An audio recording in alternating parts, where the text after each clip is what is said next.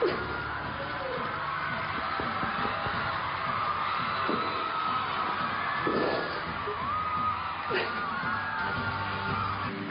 mga kapamilya, ang pinakahihintay nating lahat, ang ating latest big winner, ang hunk of the world,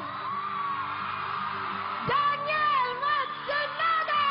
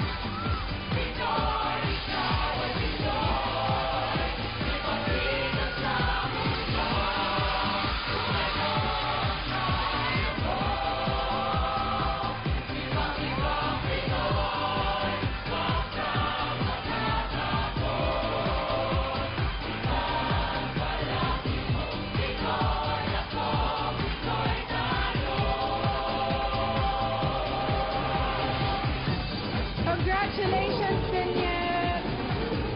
Tita Cory is here to greet you.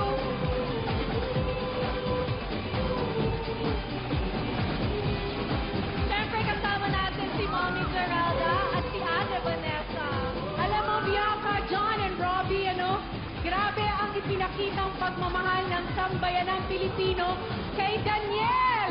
At saka ngayon lang natin siya nakitang umiyak. Finally! Tinanggap talaga ng ating mga kababayan that you are a true Filipino at heart. Pero bago ang lahat ng yan, syempre gusto nating marinig ang kanyang saloobin. Daniel, ano sa tingin mo ang naging dahilan kung bakit ikaw ngayon ang aming big winner? Sa tingin ko, dahil mahal-mahal ko kayo. At syempre, some people would think na hindi ako Filipino, pero I'm so much more proud to be a Filipino by heart than many others out there na hindi proud sa country. I am here. This is an amazing experience. You guys have no idea what yung sa loob ng bahay ni Kuya. I am a true Filipino, buong katawan ngayon. And I'm very proud to say that dahil sa pag-ibig niyo sa akin dito, it was the craziest experience in my life. I'm really, really happy to see so many people. It's been a long time. It's been a long time I haven't seen your faces. And I'm so, so happy to be here. And thankful first to God who gave me this opportunity. One day, sinabi niya sa akin na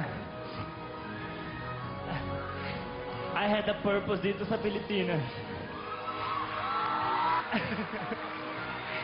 And I guess this purpose is today.